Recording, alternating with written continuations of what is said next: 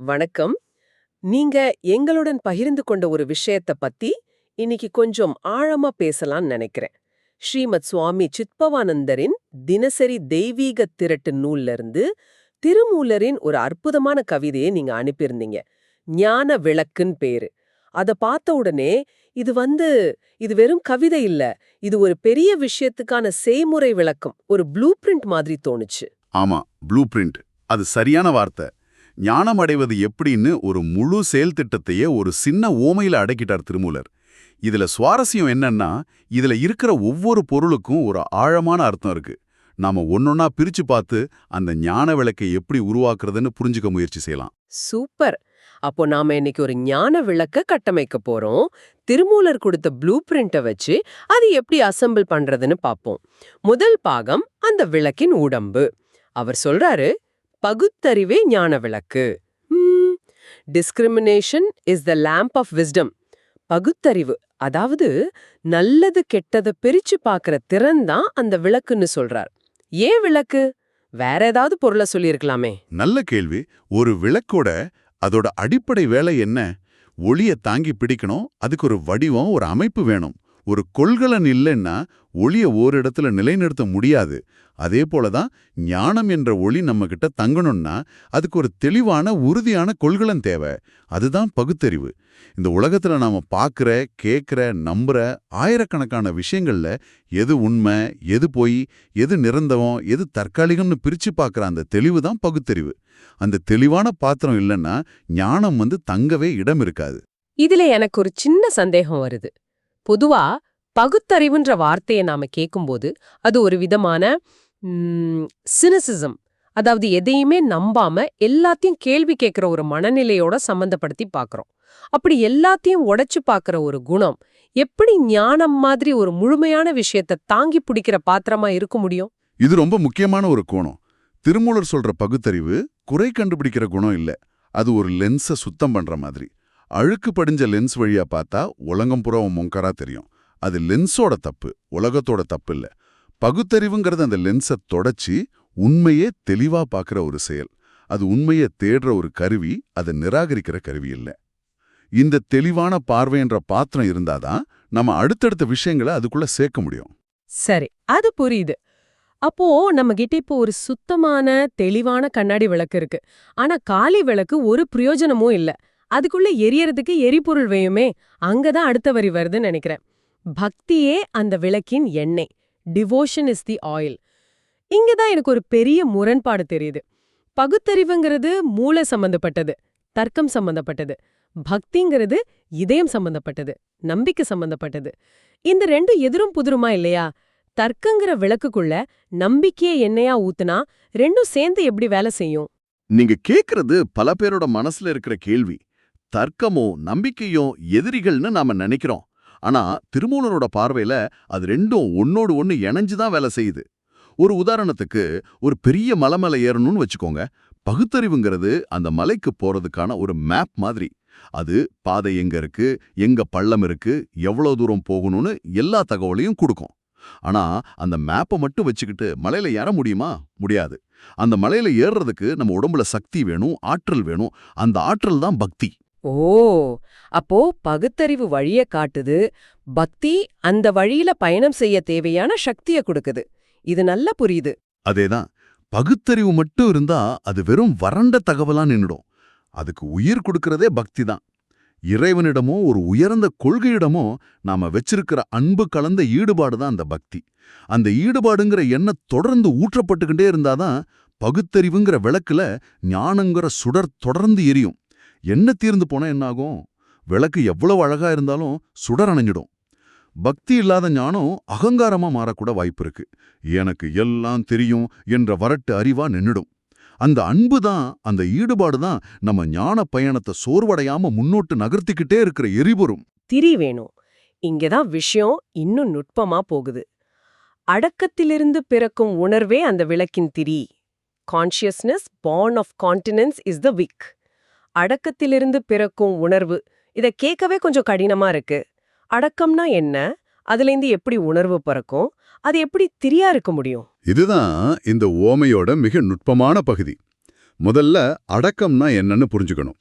இங்க அடக்கம்னா புலனடக்கம், மனக்கட்டுப்பாடு. நம்மளோட 5 புலன்களும் மனசும் சாதாரணமா என்ன பண்ணும்? வெளியே இருக்கிற விஷயங்களை தேடி ஓடிக்கிட்டே இருக்கும். ஆமா. கண்ணு பார்க்க விரும்புது, காது கேட்க விரும்புது, மனசு எதையாவது நினைக்க விரும்புது. இப்படி நம்ம சக்தி எல்லாம் சிதறி போய்கிட்டே இருக்கு. அடக்கம்ங்கிறது அப்படி சிதறி போற சக்தி எல்லாம் ஒன்னு திரட்டி உள்நோக்கி திருப்புறது. ஆனா இது நடைமுறைக்கு சாத்தியமா? அடக்கம்னு சொன்னாலே ஒரு துறவி மாதிரி எல்லாத்தையும் விட்டுட்டு போற ஒரு சித்திரம் தான் மனசுக்கு வருது. இன்னைக்கு இருக்கிற உலகத்துல சோஷியல் மீடியா, நியூஸ் அலர்ட்ஸ்னு நிமிஷத்துக்கு நிமிஷம் நம்ம கவனத்தை சிதறடிக்கிற விஷயங்கள் நடுவுல இந்த மாதிரி ஒரு அடக்கத்தை கடைபிடிக்கிறது எப்படி? இது ஒரு நல்ல கேள்வி. திருமூலர் நம்மள துறவியாக சொல்லல, ஒரு த்ரீயோட வேலையை யோசிச்சு பாருங்க. த்ரீயோட வேலை என்ன? அது எண்ணெயை உறிஞ்சி மெதுவா, சீரா, சரியான அளவுல சுடருக்கு கொண்டு சேர்க்கணும். 3 ரொம்ப பெருசா இருந்தா எண்ணெய் சீக்கிரம் தீந்துடும், புகை அதிகமா வரும். ரொம்ப மெலிசா இருந்தா சுடர் பிரகாசமா எரியாது. அதுபோல அடக்கத்தால ஒருமுகப்படுத்தப்பட்ட நம்ம உணர்வு, அதாவது கான்ஷியஸ்னஸ், பக்திங்கிற எண்ணெயை சரியான அளவுல உறிஞ்சி அதை ஞானம்ங்கிற சுடரா மாத்துறதுக்கு உதவுது. சிதறிய உணர்வு ஒரு ஓட்ட விழுந்த 3 மாதிரி. அது எண்ணெயை வீணடிக்குமே தவிர சுடரை உருவாக்காது. ஓஹோ. நீங்க கேட்ட மாதிரி சோஷியல் மீடியா பார்க்கறது தப்புல்ல. ஆனா அதுல நம்ம சக்தி மொத்தமோ உறிஞ்சப்பட்டு சிதறி போகுதா, இல்ல நாம அதை ஒரு கட்டுப்பாட்டோட பயன்படுத்துறோமான்னு பார்க்கறது தான் இங்க அடக்கம். மனதை சிதற விழாமல் ஒருமுகப்படுத்துவதுதான் திரியை தயார் செய்வது. சரி, இப்போ விளக்கு தயார், எண்ணெய் ஊத்தியாச்சு, திரியும் போட்டாச்சு. இந்த முழு அமைப்பையும் எங்கேயாவது வைக்கணுமே. காத்துல ஆடிக்கிட்டே இருந்தா சரி வராது. அதுக்கு ஒரு உறுதியான ஸ்டாண்ட் வேணும். அதுக்கு திருமூலை சொல்ற ஓமை மனதை உழுக்குற மாதிரி இருக்கு. ஆசையற்ற இதயமே அந்த விளக்கின் தண்டு. A desireless heart is the lampstand. இது கேட்க நல்லா இருக்கு. ஆனா இது எவ்ளோ கஷ்டம். ஆசையே இல்லாம ஒரு இதயம். நாம வாழ்ற உலகமே ஆசைகளால தானே இயங்குது. உண்மைதான். அதனால தான் இது ஒரு ஆழமான பயிற்சி. ஒரு அலைபாயிற சமநிலையற்ற இடத்துல ஒரு விளக்க வைக்க முடியுமா? முடியாது. லேசா காத்தடிச்சாலே கீழே விழுந்துரும். ஆசைகள் நிறைஞ்ச இதயம் ஒரு கொந்தளிக்கிற கடல் மாதிரி. அங்க நிம்மதி இருக்காது, அமைதி இருக்காது. அந்த மாதிரி ஒரு இடத்துல ஞான விளக்க எப்படி நிலையா வைக்க முடியும்? ஒரு சின்ன ஆசை வந்தா போதும், நம்ம மனசு அலைபாய ஆரம்பிச்சிரும். அந்த விளக்கு தடம் புரண்டுடும். ஆசைகளற்ற அமைதியான இதயம்தான் அந்த விளக்கிற்கான உறுதியான அசைக்க முடியாத ஸ்டாண்ட். அப்போ நான் என் போனை எடுத்து நோட்டிஃபிகேஷன் பார்க்கணும்னு நினைக்கிற ஒரு சின்ன ஆசை கூட அந்த விளக்கின் ஸ்டாண்ட ஆட்டங்காண வைக்குதா? இது அவ்ளோ பிராக்டிக்கலான விஷயமா? நிச்சயமா. திருமூலர் பெரிய ஆசைகளை மட்டும் சொல்லல. ஒரு நிலையான ஸ்டாண்ட் எப்படி சின்ன அசைவையும் தாங்காதோ அதே போலதான் நீங்க சொல்ற மாதிரி ஒவ்வொரு 2 நிமிஷத்துக்கும் போனை பார்க்கணுங்கிற அந்த சின்ன தூண்டுதல் நம்ம மனசுல ஒரு சின்ன அலைய உருவாக்கிக்கிட்டே இருக்கு. இதயம் ஒரிக்கல அமைதியா இருக்கிறது இல்ல. இந்த சின்ன சின்ன ஆசைகளின் மொத்தம் தான் பெரிய அலைகள் ஆகுது. ஆசையற்ற நிலைங்கிறது ஒரு வெற்றிடம் இல்ல, அது ஒரு முழுமையான அமைதியான நிலை. அந்த அமைதியில தான் ஞானம் நிலைக்கும். அதோட அவர் இன்னொரு விஷயத்தையும் சேர்க்கிறாரு. அந்த விளக்கு பேராசை காற்றிலிருந்து பாதுகாக்கப்படுகிறது. ஆசைங்கிறது ஒரு மெல்லிய காத்துனா, பேராசைங்கிறது ஒரு புயல். அது அடிச்சா விளக்கு, ஸ்டாண்டு, எண்ணெய் எல்லாத்தையும் சிதறடிச்சிடும். விளக்கு பாதுகாப்பா உறுதியா இருக்கு, சுடரும் எரியுது. ஆனா ஒரு சுடர் தொடர்ந்து எரிய ஆக்சிஜன் வேணுமே. அதுக்கும் ஒரு வரி இருக்கு. இறைவனுடனான தொடர்பே அந்த விளக்கை வளர்க்கும் தூய காற்று. Communion with God is the pure air to foster the lamp. இந்த இறைவனுடனான தொடர்புங்கிறது என்ன? இது ஒரு குறிப்பிட்ட மத நம்பிக்கையை மட்டும்தான் குறிக்குதா? இல்ல ஒரு மறந்துருத்தவங்க வந்து இறைவன் என்ற வார்த்தையை நீங்க உங்களுக்கு பிடிச்ச மாதிரி புரிஞ்சுக்கலாம். அது ஒரு கடவுள் வடிவமா இருக்கலாம், இயற்கையா இருக்கலாம், அல்லது பிரபஞ்ச சக்தியா இருக்கலாம். முக்கியம் என்னன்னா, இந்த ஞான தேடல்ங்கிறது ஒரு தனிப்பட்ட சுயநலமான முயற்சி இல்ல. நாம நம்மளை விட ஒரு பெரிய சக்தியோட தொடர்புல இருக்கணுங்கிறது தான் இதோட அர்த்தம். ஒரு மூடிய அறைக்குள்ள விளக்கை ஏத்தி வச்சா கொஞ்ச நேரத்துல ஆக்சிஜன் குறைஞ்சு சுடர் அணைஞ்சிடும். ஆனா நல்ல காற்றோட்டமான இடத்துல வச்சா அது பிரகாசமா எரியும். அந்த தூய காற்று தான் இறைவனுடனான தொடர்பு. அது தியானமா இருக்கலாம், பிரார்த்தனையா இருக்கலாம், அல்லது மத்தவங்களுக்கு சேவை செய்வதா இருக்கலாம். அந்த தொடர்பு தான் நம்ம ஞானச்சுடரை அணையாம பாதுகாத்து அதை இன்னும் பிரகாசமா எரிய வைக்குது. அப்போ இந்த ஞான விளக்குங்கிறது ஒரு தனிநபர் திட்டம் இல்ல, அது பிரபஞ்சத்தோட இணைஞ்சு செய்ய வேண்டிய ஒரு விஷயம். இது ஒரு புதுமையான பார்வை. இப்போ நாம விளக்கு முழுசா ஏத்தியாச்சு, அது பிரகாசமா எரிஞ்சுகிட்டு இருக்கு. கவிதையோட கடைசி பகுதி இந்த பயணத்தோட உச்சகட்டத்தை, அதோட நோக்கத்தை விளக்குது. ஞான விளக்கை ஏற்றி அதன் சுடலை கிளர்ந்தெழச் செய், அந்த ஒளியின் உதவியுடன் பேரொளியை காண், அந்த பேரொளியில் மூழ்கித் திளைத்திரு. இது கொஞ்சம் குழப்பமா இருக்கு. ஒளியின் உதவியுடன் பேரொளியை காண்பதுனா என்ன? ஒரே நேரத்துல 2 ஒளி இருக்குதா? இதுதான் இந்த தத்துவத்தோட சிகரம். நாம இவ்வளவு கஷ்டப்பட்டு ஏற்ற ஞான விளக்கிலிருந்து வர்றது ஒளி. இது நம்மளோட பகுத்தறிவு, பக்தி, அடக்கம், ஆசையற்ற இதயம் எல்லாத்தையும் வச்சு நம்ம உருவாக்கின ஞானம். ஆனா திருமூலர் என்ன சொல்றாருன்னா, இந்த ஒளிய உருவாக்குறது மட்டுமே இலக்கில்ல, இந்த ஒளிய ஒரு கருவியா பயன்படுத்தணும். ஒரு டார்ச் லைட் மாதிரிங்களா? மிகச்சரியான ஓமை. நம்மளோட ஞானம்ங்கிறது ஒரு டார்ச் லைட். நாம ஒரு பெரிய இருண்ட குகைக்குள்ள மாட்டியிருக்கோன்னு வச்சுக்கோங்க. இந்த டார்ச் லைட்டை வச்சு தான் நாம வழியை கண்டுபிடிக்க முடியும். ஆனா அந்த டார்ச் லைட்டையே பார்த்துக்கிட்டு இருக்கிறது நம்ம நோக்கமா? இல்ல.